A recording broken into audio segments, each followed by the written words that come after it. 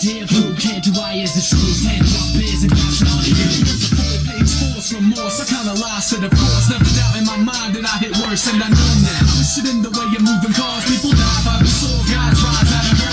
Two eyes on the cross, the preliminary conference. We kept it in the best we could, but now we gotta let you in. Documentary flow, rocking every show. Not a problem for us to probably not. Oh my God.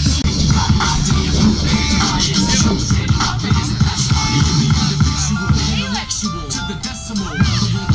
It's not measurable. You think you got an idea of who and fit activities, as well as the seminar room. So once again, in 10 minutes, our next series of seminars in the visiting room, what fishery biologists do. In the maturing room, Vermont Wildlife Management Area Habitat Achievements and Challenges we call animals. And then the Stephen room, moose hunting tactics with Dave Henton.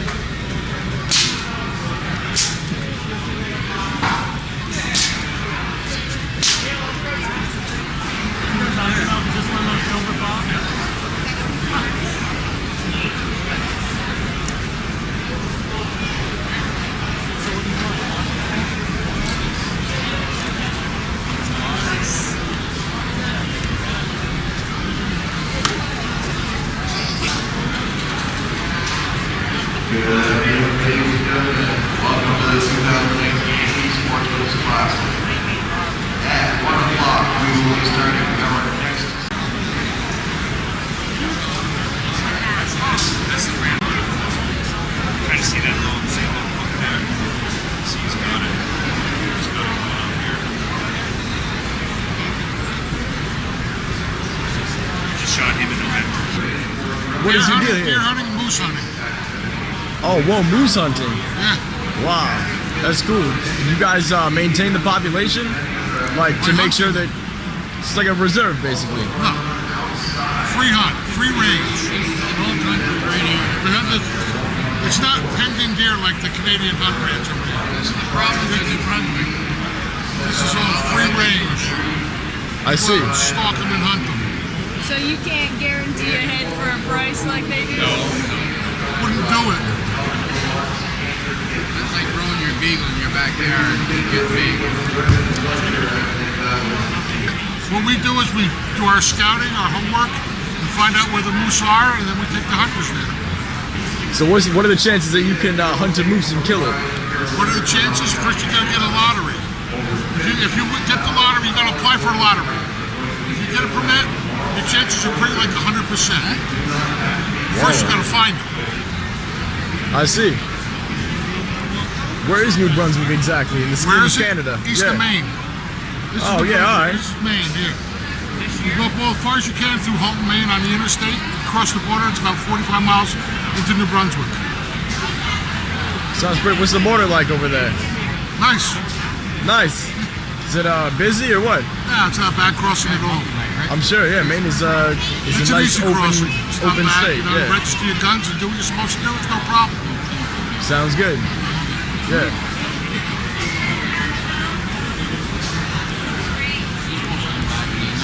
Oh, this is sweet.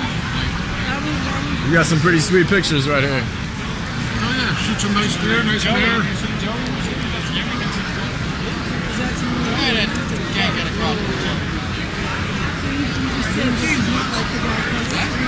Not even close. This is where you hunt. You don't stay, have them chase the deer by you. Spend $16,000 for a hunt, This is $1,600. Includes all your meals for 5 days.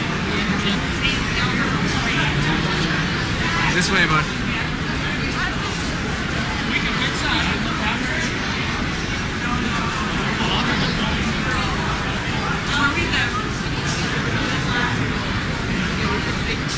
Yeah, I do the fleshing.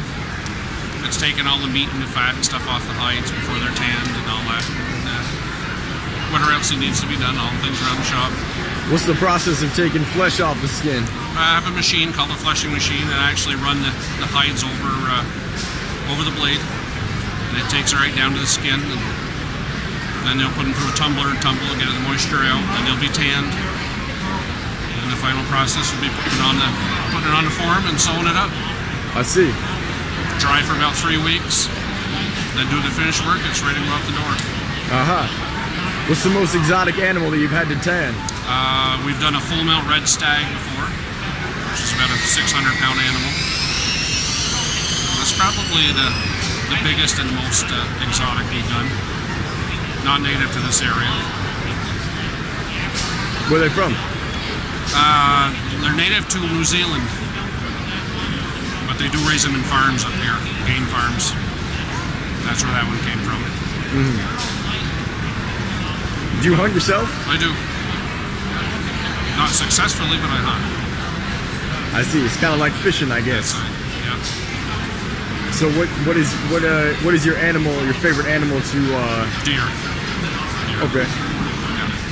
That's pretty cool. So this is all like real and everything? Oh, it's nice. Never pet a deer before. The only thing fake is the eyes and the form inside. All the rest of it is real. Wow. Real antlers, the real skin.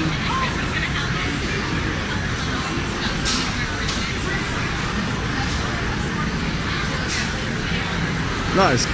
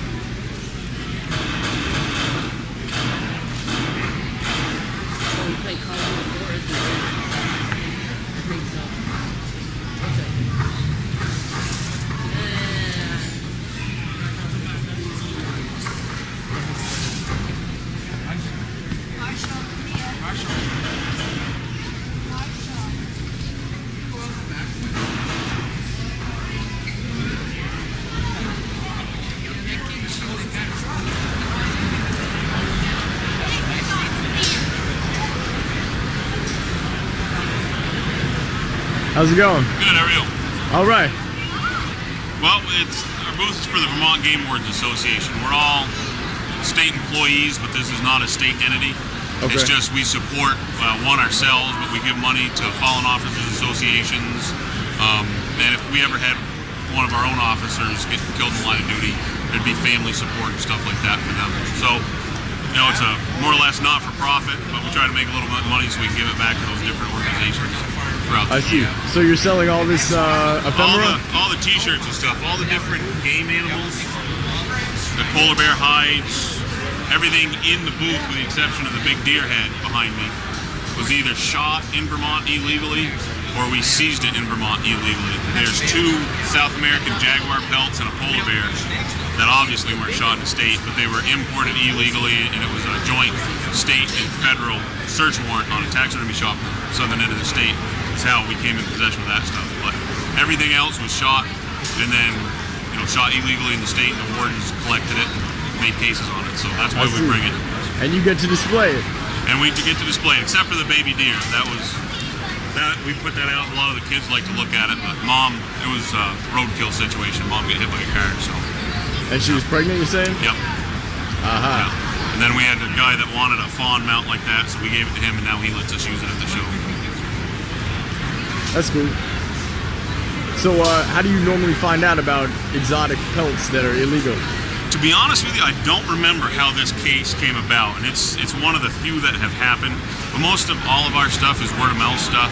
People tell somebody else about it, and it kind of gets back through the chain, and then we figure out about it. It's how we make the vast majority of our cases is after the fact. It's fairly rare that we make, on the spot, witness some type of a criminal act and then be able to do something about it right then. Most of the time it's after the fact, and we have to do investigation and get it back to the source. All right. Thanks very much, man. Not a problem. Thank you.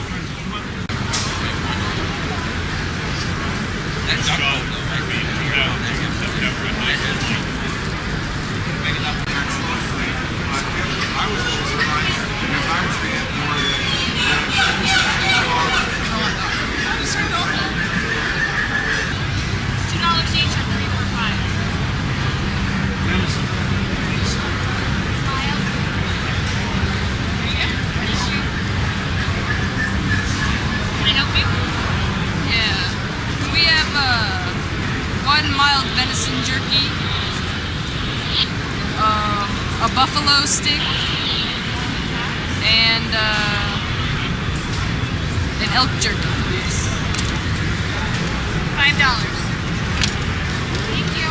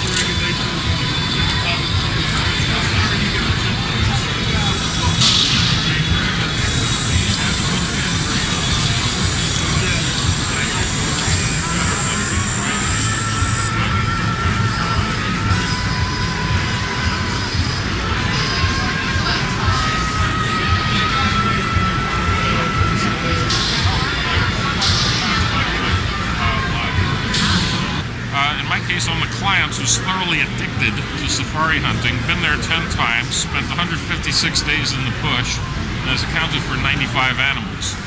But I've also accounted for the big 5. So that's the lion, the leopard, elephants, rhino, and the Cape buffalo. The Cape buffalo, the famous quote is, "They look at you as if you owe them money."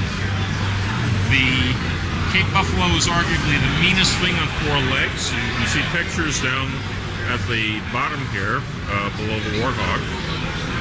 They're 2,000 pounds, and I mean, it's hard to describe something which was born pissed off and mean, but that's the gist of the Cape Buffalo. They'll not only stomp you, but they'll circle around to do it again. Now, you gotta pardon me, my knees are killing me. Oh, please sit down. Yeah. Well, I'd say Cape Buffalo is definitely the more exciting experience. It's common to come back with a story from Cape Buffalo hunting. In my case, Cape Buffalo basically bedded down in late morning. We'd follow them at first earlier in the morning, but we kept on crunching leaves.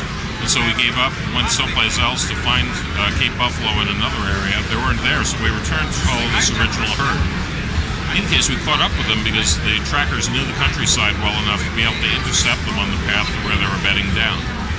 We got to within 50 yards of an old bull who had bedded down, and he was facing away from us. So my choice was a shot to the point of the spine at the base of the tail, or otherwise wait for him to stand to show his vitals. But animals, when they rise, they'll go forward, and they would put his vitals behind a tree, so I elected for the Texas heart shot, as it's called. For my sins, I placed the bullet 3 inches to the right, so I missed the point of the spine, and our buffalo gets up, runs to the left, poses broadside in an opening in the brush. I then hammered him with my second shot, which my professional hunter considered a perfect shot to the shoulder to destroy the shoulder. So the whole herd comes boiling along, and our boy comes out of the brush. I'm lining up a third shot when the cows and other animals are in the way, so I can't shoot. The herd took off and left our boy staring at us, giving us this look that said, "So you're my tormentor." I discussed before this situation with my professional hunter, when does the PH shoot? It's a touchy subject with hunters. Some say always to back me up, others say never, this is my animal. My attitude was, in defense of human life, he should shoot. Mine, his, tracker, shoot. It's a split-second decision, shoot. With the buffalo staring at us, we both instantly realized we were facing a charge. Both of us fired. The buffalo then turned to rejoin the herd, to our amazement, and by this point he's got 4 slugs in him. I'm shooting a .416 Rigby, and the PH is shooting a .470 Nitro Express. I mean, at this point he's got enough lead that you'd think it would slow him down by sheer weight. He's rejoining the herd, and we figure we're going to have a dangerous tracking job to recover him, so we both fire again, and he's finally down. He's trying to get up, so I put in a finisher because I decided I had the right to kill the animal, but I did not have the right to inflict pain. This is an area with plenty of buffalo. There is definitely a reason for thinning the herd to prevent overgrazing, but pain is not part of the agenda. Well, after loading the buffalo, which was an arduous job, we went back to camp, and the skinning shed was asked to recover any bullets that they could find so we could better learn what happened. Come to find out, the first shot went through the heart. The second shot destroyed the shoulder. This buffalo didn't know he was supposed to be dead, and he's contemplating a charge. He had someone else's bullet next to his spine, green with corrosion and bent. This old boy carried someone else's bullet for 6 months to a year. I probably hit him and he thought, been there, done that, got the t-shirt. So this was a tough old bull and a very worthy trophy.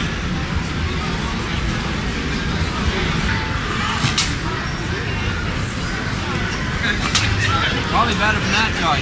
Then you could see them.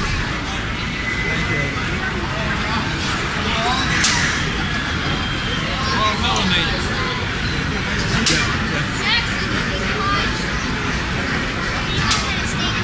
Pretty cool, isn't it?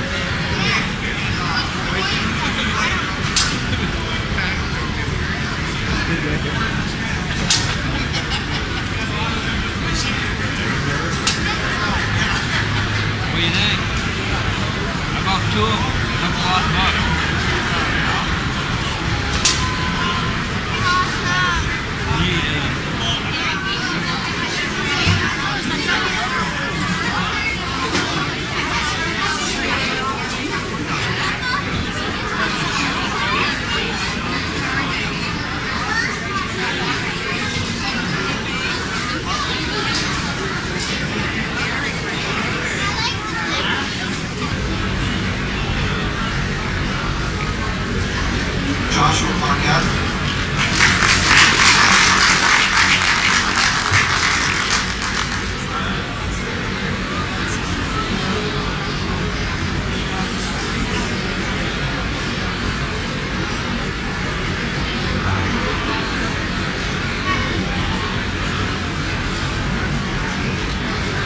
Morgan.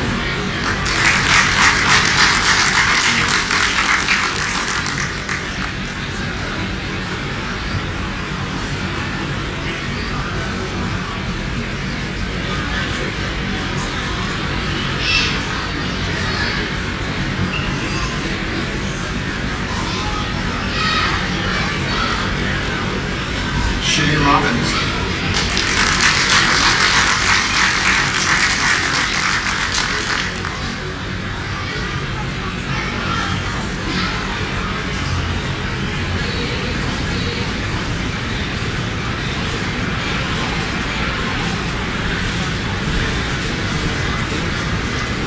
Halo Wood.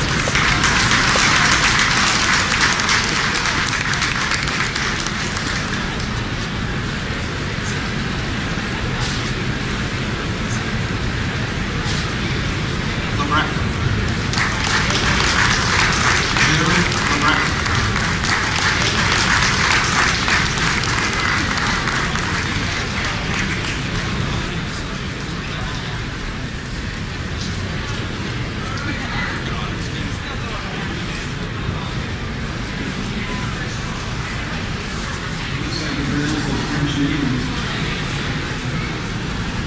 That's the goal.